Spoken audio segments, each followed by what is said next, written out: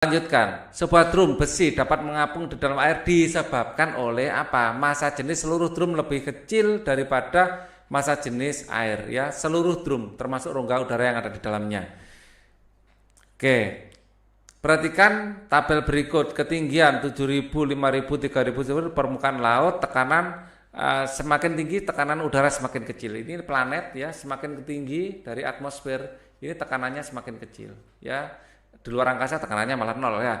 Berdasarkan tabel tersebut, pernyataan yang benar mengenai hubungan tekanan udara dengan ketinggiannya. Di sini adalah buminya, ya.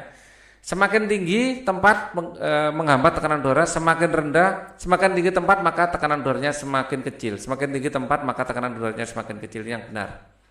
Ya, seperti tumpukan kertas gitu, ya, atau air, ya. Air itu semakin dalam, itu semakin besar tekanannya. Sama dengan udara. Udara semakin dalam kalau dari atas luar angkasa, semakin ke bawah semakin besar tekanannya. Nomor 7 sekarang. Nomor 7, teknologi berikutnya yang tidak menggunakan prinsip Archimedes.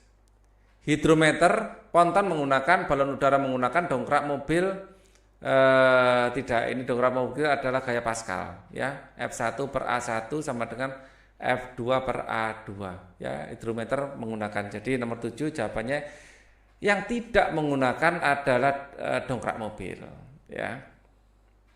Perhatikan gambar berikut. Di sini batu yang ditimbang di udara 50 Newton. Ternyata setelah ditimbang di dalam air tinggal 45 Newton. Ya, sebuah benda memiliki berat 50 Newton, ketika ditimbang di dalam air beratnya tinggal 45 Newton. Gaya ke atas atau gaya Archimedesnya FA adalah berat di udara dikurangi berat di air.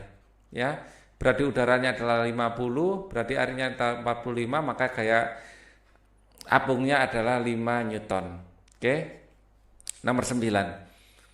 Pada tumbuhan air, ya, pada tumbuhan air dari akar dapat naik sampai ke daun disebabkan oleh kapilaritas batang. Pernyataan yang benar tentang peristiwa tersebut adalah di dalam sel-sel akar terjadi peristiwa osmosis sehingga menyebabkan daya kapilaritas batang meningkat. Akar ke batang, ya.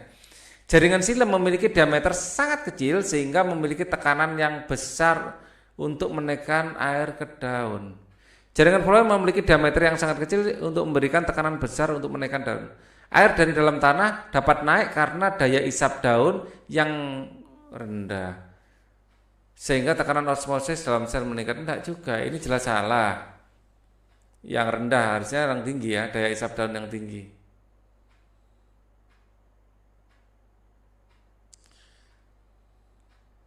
Karena daya isap daun yang rendah, sehingga tekanan osmosis di dalam sel meningkat.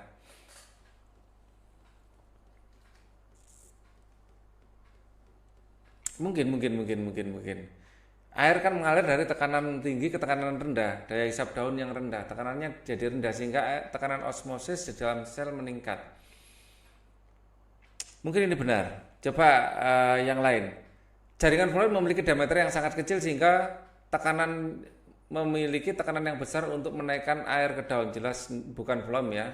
Jelas bukan. Silem memiliki diameter kecil sehingga memiliki tekanan besar untuk menaikkan air ke daun. Tekanan besar. Padahal P sama dengan F per A. A-nya kecil, tekanannya besar. Masuk ini, ya. Ini masuk ini. Ini masuk.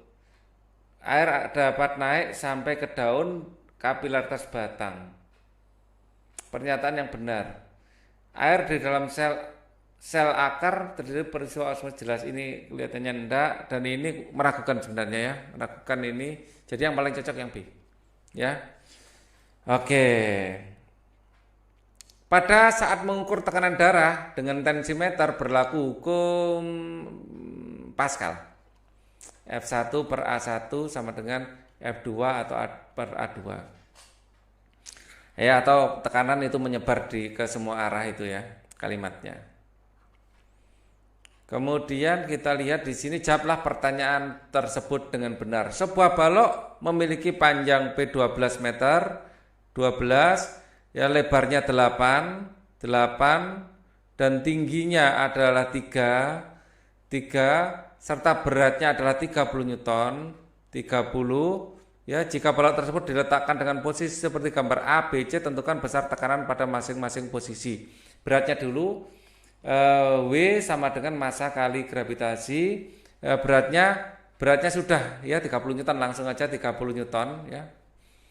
Beratnya 30 Newton. Untuk yang A, ya yang A akan saya gambar pakai A. Luas penampang bagian bawahnya, ya merah ya. Luas penampang bagian bawahnya kita hitung di sini. Di bawahnya luas alasnya ini yang bawah adalah 12 kali 3, ya 12 kali 3. Maka ini adalah 36.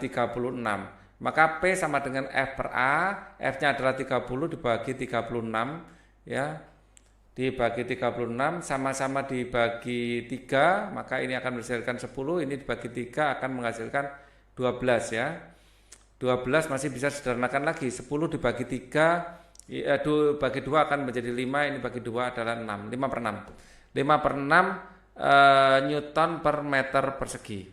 Kemudian yang kedua, di sini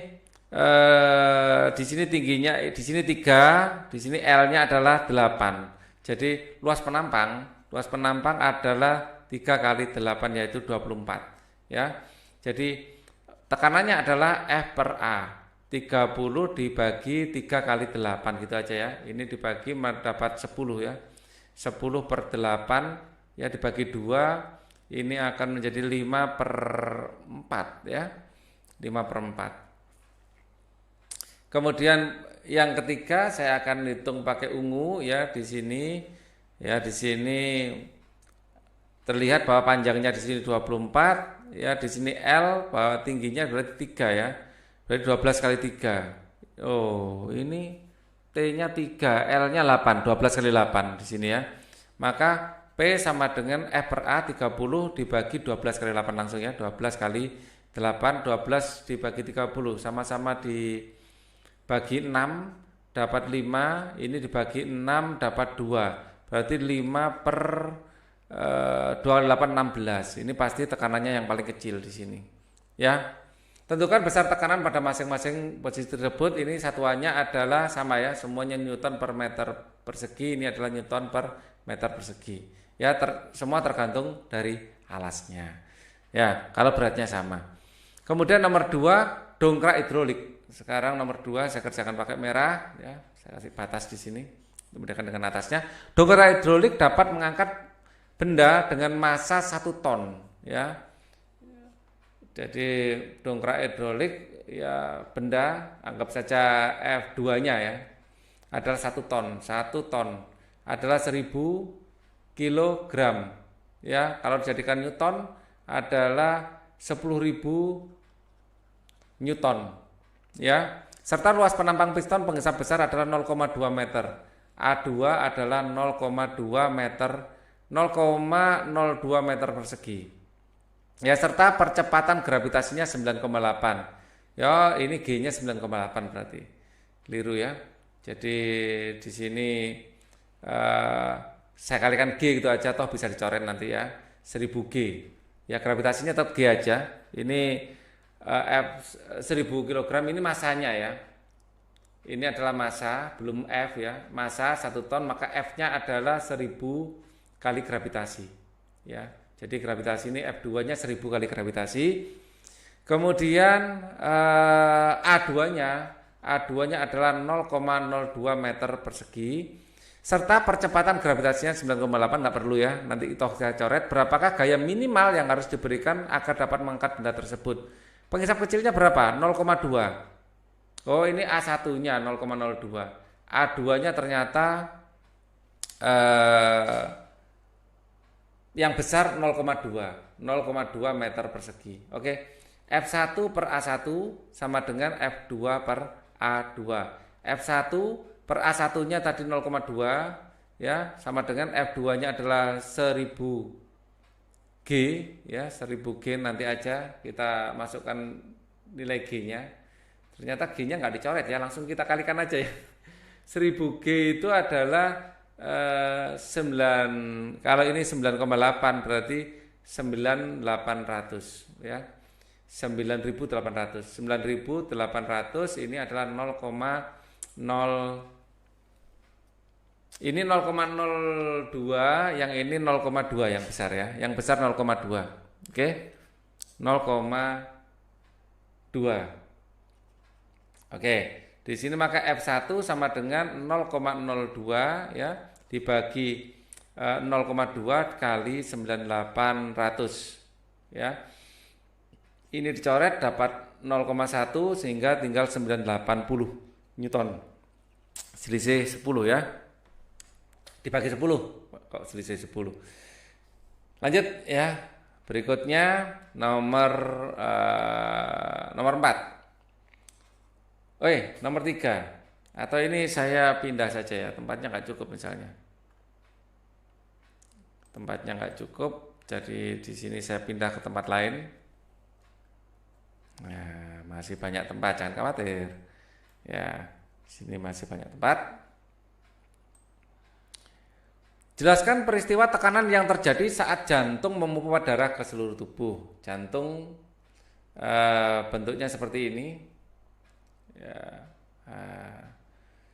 warna merah saja ya. Jantung bentuknya seperti ini. Ya, jelaskan peristiwa tekanan yang terjadi pada saat jantung memompa darah ke seluruh tubuh. Jadi saat memompa ke seluruh tubuh ini adalah bagian bilik kanan ya, dari jantung ini secara sederhana saya bilik kiri ya, di bilik kiri jantung ini akan kontraksi ya, darah akan dipompa keluar dari jantung menuju ke seluruh tubuh. Ini tekanannya besar, P-nya besar. Peristiwa tekanan yang terjadi pada saat jantung memompa darah ke seluruh tubuh, jadi tekanan yang besar ini penampangnya juga besar, ya, penampangnya juga besar, dan di sini nanti akan disalurkan ke kapiler-kapiler kecil yang banyak, ya, tekanannya kecil. Jadi pada intinya jantung akan memompa darah ke seluruh tubuh. Jelaskan peristiwa tekanan yang terjadi pada jantung, dan tekanan itu ada dua, ya, saat kontraksi dan rileks. Saat ini kontraksi. Jantung kontraksi,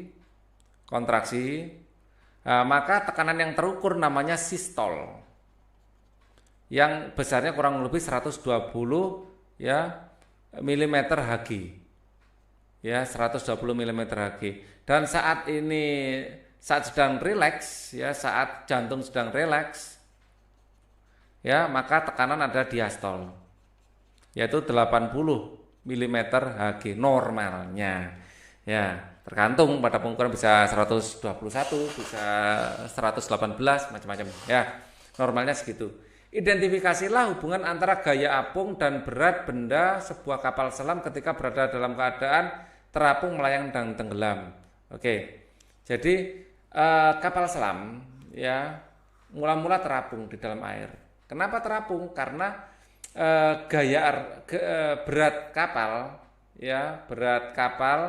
yang ke bawah ya ini lebih kecil dari gaya Archimedes ke atas ya, jadi akan terapung saat W kapal ini lebih kecil daripada F Archimedes ya, F Archimedesnya lebih besar, dia akan melayang-layang ya, kapal selam akan melayang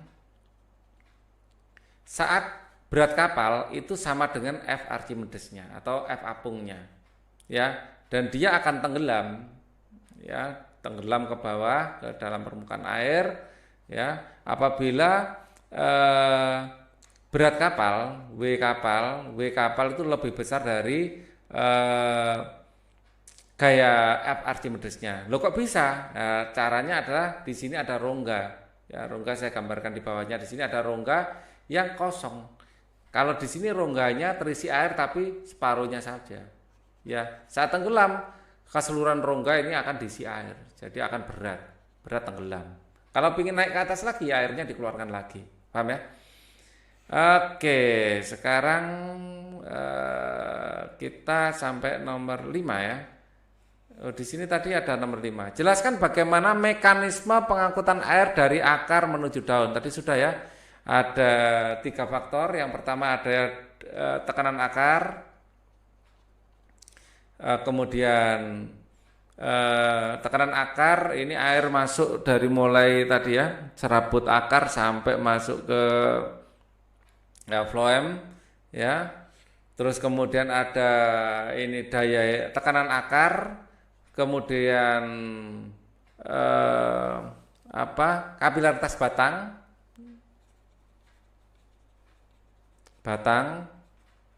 dan ketiga adalah daya hisap daun. Jadi ada 3 hal yang kalian kalimatnya bikin sendiri, tapi poinnya ada 3 ini. Oke, ini adalah semua sudah ya. Oh, masih ada di bawah tugas kelihatannya ini. Coba apa yang bisa saya lihat di sini.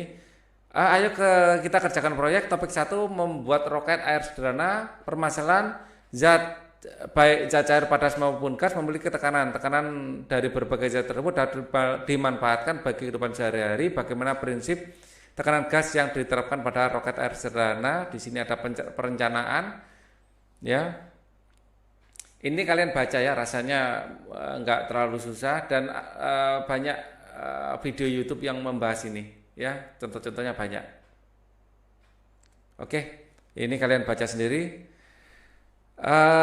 Terima kasih atas perhatiannya, ya. Semoga pembahasan ini bisa membantu kalian belajar. Apabila ada pertanyaan, kita bisa berdiskusi ya, bisa di bawah kolom chat atau di kolom ini ya, di media sosial ya, di grup belajar geng soal HOTS. Oke, thank you for watching. Wassalamualaikum warahmatullahi wabarakatuh.